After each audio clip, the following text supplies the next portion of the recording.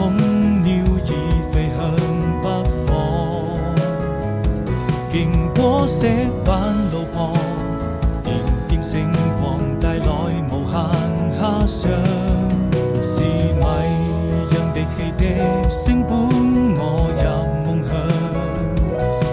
風沙在作響，輕輕哼唱着心中所想，快坐上那艘船就要去遠航，太漫長，藍天也變得飄揚，草地上幾片落葉隨風飄蕩，彷彿你眼裏再沒有了淚光，伸出一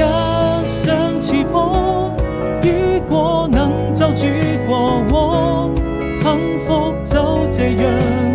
幻想它終究會到達遠方，情忘掉憂傷，你可以在聖潔白雲中翱翔，